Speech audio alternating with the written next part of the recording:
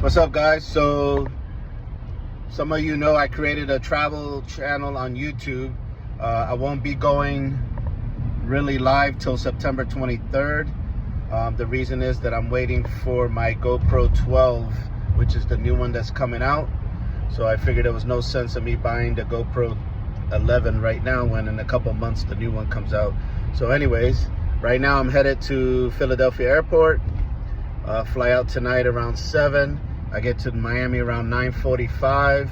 I stay the night till the morning, and then in the morning I take a flight to Guantanmo, Cuba. In Cuba, as you know, since it's a communist country, the Wi-Fi is restricted there, so that's one of the countries that I won't be able to go live, but I will see about uploading videos once I'm there. The problem is that the Wi-Fi that I use in somebody's house could be very slow, so I might not be able to upload until I get back into the US. But those who are following me, I will be traveling to different parts of the countries once I get my GoPro. But my channel on YouTube will be just youtube.com/JustSteveTravels. So I will put the link on my when I post this video. So when I get to Miami, I'll probably shoot another video, and then I'll shoot another video when I land in Guantanamo. The airport's there. We have to just go out on the tarmac. I don't know how far I'll be able to videotape once I'm indoors, due to being a communist country. I will see as far as I can push me being able to film inside, so you can see what the airport looks inside. I can't guarantee that I'll be able to film inside, because once we get off the plane, we go through a little section where they scan this code that I have, and that's just so the nurse knows where I'm at. And then during the week that I'm there, a nurse will show up at the house. She'll ask you if you have a fever. You say no. How you feeling? Great. And then she'll leave. I've gone there since last year, pretty much every month, and in May was the only time, twice, that I ever had a nurse come see me, which was twice in a row actually. And then last month, actually immigration, when I woke up in the morning, I had 2 letters under the door, and when I read it, I had to show up to immigration the next morning. So basically what happened there was, I've been going there since last year, staying at this girl's house, and I figured since I've been going there so many times to Cuba, I figured it was fine. But immigration caught on to it that since I stayed there, I wasn't supposed to stay there. So basically we had to go in. They questioned her for about an hour and a half, and then they pulled up everything in the computer, where every stop that I've made, everywhere that I went in Cuba.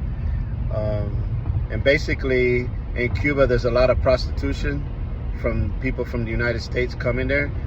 So if they would have pulled up in the computer that she would have been staying with other men in different hotels, well, one, I would have killed her.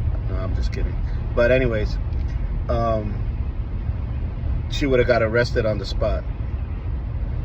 So what they did was, immigration just said for me to stay at a particular house, which is, they call it a particular, which is basically a house that is rented out by somebody who has a room.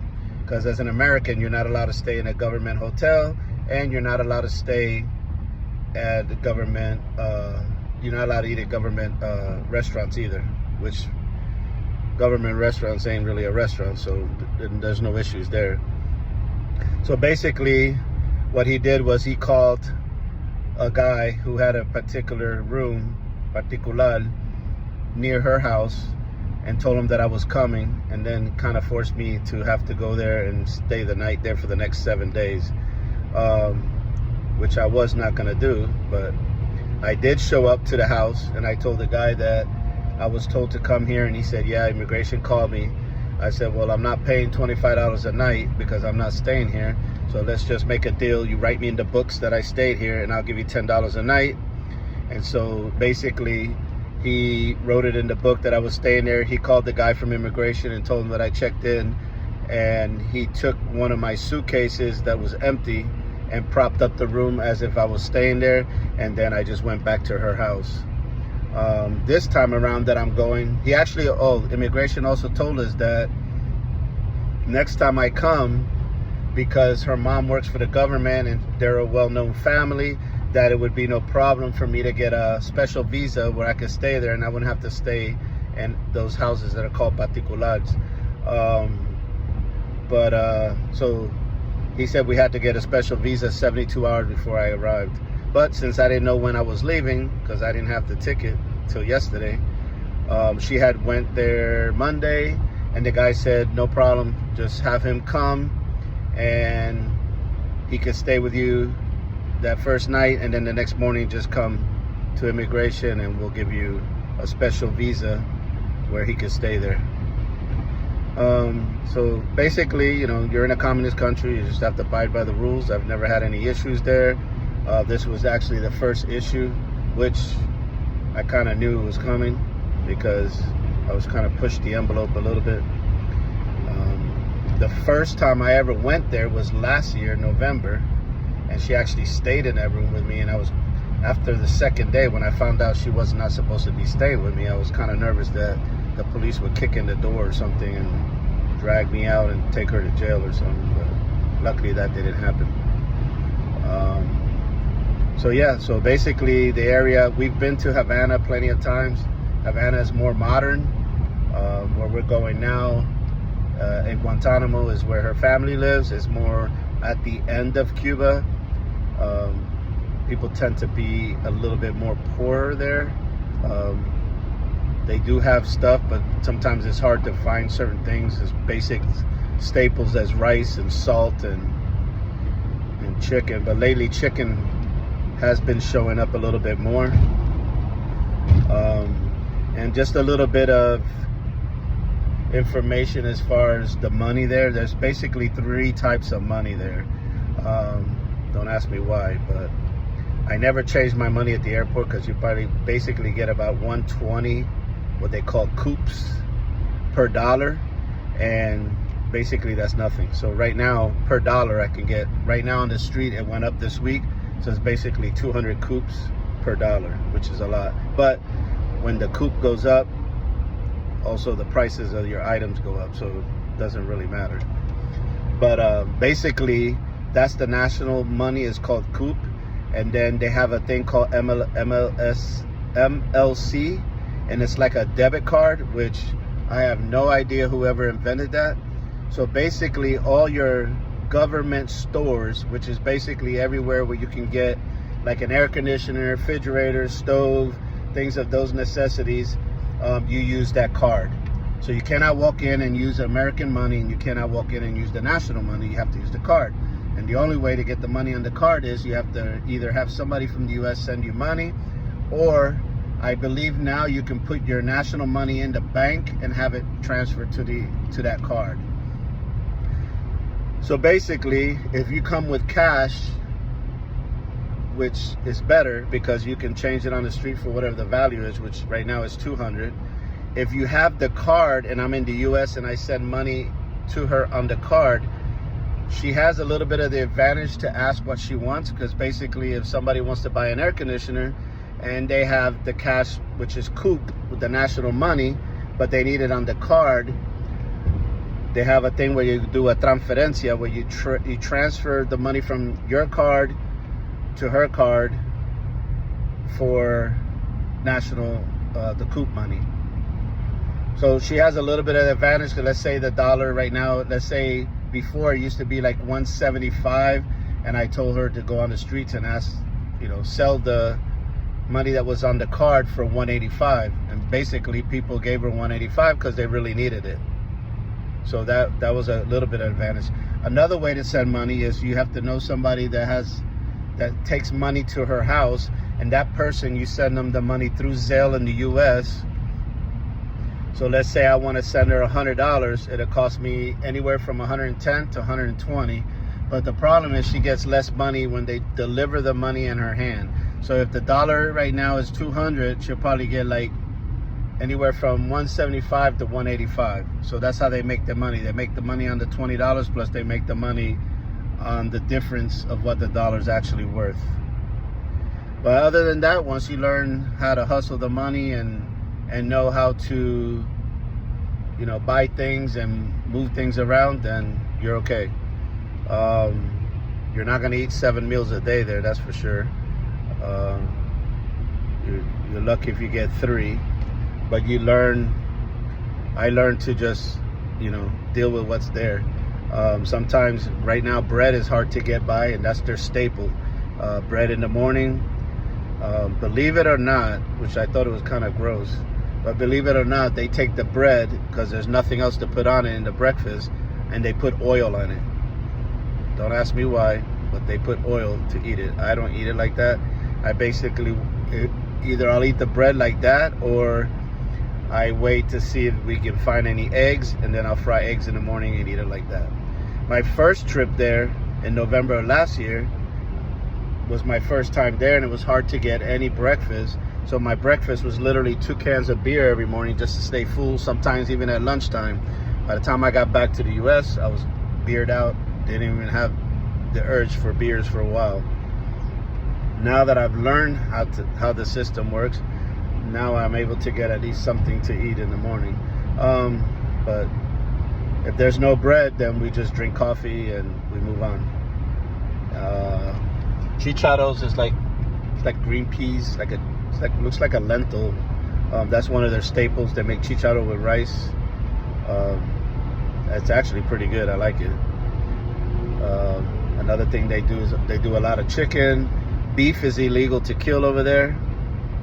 I'm not saying you can't get it, but it's illegal. You get caught with beef in your house, or beef anywhere, or transporting beef, selling beef, you probably can go to jail. Pork. You can get pork, but it's a little expensive right now. Expensive, when I say it's expensive for them. So, but not for, I mean, if you have American money, you could buy whatever. But the dollar to their pesos is not the same as your dollar to your pesos in Mexico or Santo Domingo. $300 in Santo Domingo, I probably live good for a little bit. $300 in Cuba, that goes like water. But basically, yeah, so I've been going since last year. I've probably been on, once I finish this trip, it's probably about 28, 30 planes. When I count 30 planes, is from here to Philly, and then from Philly to Miami. From Philly to Miami is 1, and then Miami to Cuba is 2, and then the way back, so that's 4. So I've probably been like 30-something planes already this year. You get used to it. Havana, I've been there so many times that the people at the airport actually know me. So when I go there, we all kind of laugh and hang out, and they like when I talk to them, they start laughing. Santiago is only 1 flight in, 1 flight out, and they're a little bit more serious there. They don't joke around as much. So the Havana's more laid back. Actually, the last trip I did, which is the first time that they took my chicken.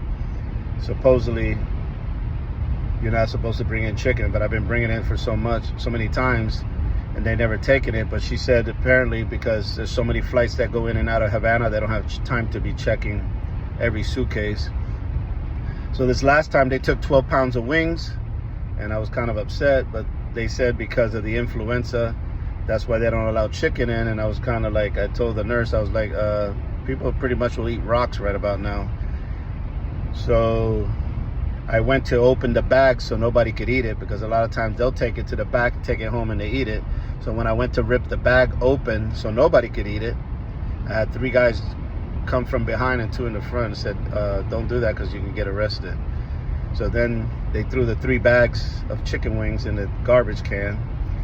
And by the time I turned around 3 minutes later, I turned back around to look at the garbage can, the chicken was gone. So basically they take it to the back and they'll take it home. They split it, they eat it. And yeah, basically, when you get your luggage, sometimes your luggage could be marked for whatever reason. Last time I brought a 2-burner stove, they marked my suitcase. Most of the time they want you to pay extra for you bringing in something like that. But you look around and you see who works there, and you say, I need help. In Spanish, you say I need ayuda. And so when you say I need help, they know what you're talking about. They'll grab your cart, they'll push it out the door through security, and security pretty much lets them push it out. And then when you get out there, you pay them 20 bucks or 30. If you have a lot of stuff that's in that suitcase, the guy could ask you anywhere from 50 to 100. But he saw on the tag it was only a stove, so basically he pushed it out the door. I gave him 20. It could have cost me anywhere from 50 to 100 for bringing it in, and the stove was only worth $25, so I wasn't going to pay more than that. And yeah, and let me see what else. The other thing is the gasoline right now. There's hardly no gas over there. So the trip from Santiago to her house used to cost me about 4,500 pesos. Round trip about 5,000 pesos. So 5,000 pesos would probably be like 30 bucks. $25 round trip, somewhere in there. The May 17th trip that I did, it actually cost me $85 American money to go there, $85 American to come back. And then because of that flood in Fort Lauderdale, my flight got canceled. Actually, that was my April in Havana. Was it Havana? No, the 17th. I got bumped off the plane because they said I didn't pick a seat and they sold out. So I got bumped off the plane. The guy who drove me there was already halfway back. So he had to stop somebody to get him some gas. That gas cost me another $45. He paid $800 pesos for a liter, each liter. So it cost me another $45 to come back to the airport, and then the next 2 days later to bring me back to the airport was another $85. So I spent close to $240, $230 just on transportation, where normally I don't pay that much. Havana right now, you go to Havana, a 20-minute ride could cost you $85, where normally you can get around Havana with 2,500 pesos. So yeah, the trip's getting a little bit more expensive each time. And then also I just found out this week that American Airlines is raising the price for the suitcases. And I believe right now, I hope today I only paid $30 for the first suitcase, but I heard it's gonna go up to $150 for the first suitcase and the second suitcase $200. And when I asked American Airlines why they do the fees, so they don't have no control of that. It's a contract done between them and Cuba for them to allow their planes to land. Cuba makes the money off the suitcases, which makes absolutely no sense that American Airlines going to the poorest part of the country and they're gonna hit us for two 50-pound suitcases for $350. So let's see how that goes, because the more expensive it gets, you bring in items into Cuba that is definitely not worth $350, and then plus what you buy, so you're spending a lot of cash. A flight to Guantanamo could cost you anywhere from $600 to $700, and a trip to Havana I've gotten as low as $341 to $400 and something. The problem is, if I fly into Havana, then I have to worry about renting a particular, which is a particular room, and then also she has to take a bus from Guantanamo to Havana. It's a 16-hour drive. I did not know what kind of bus it was. I was assuming it was like a Greyhound until April, when I saw actually the bus she got on. It's a makeshift bus with no AC. So basically it's a big truck with a flatbed, and they converted it into a bus with seats. So once I saw that, I was like, nah, I don't want you traveling like that anymore. I thought you were traveling comfortable. But apparently she wasn't. She doesn't care because she just wants to see me, but to me, I cannot put somebody on a bus like that 16 hours in the heat, when the heat over there is 93, 94 degrees every day. So anyways, that's a little rundown of Cuba.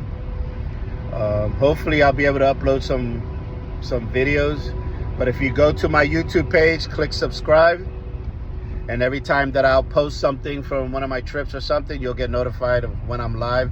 So I plan to do a Philadelphia, a Baltimore, a Washington, and New York live. Those I can go live on, and you can actually see it when I go live. But for now, Cuba, I cannot go live, so I have to put up the videos as I go along. All right, so again, I'll put in the description, I'll put my YouTube page, and I know there's nothing there right now, but just follow it anyway so you can subscribe and then get notified of my trips that I start making.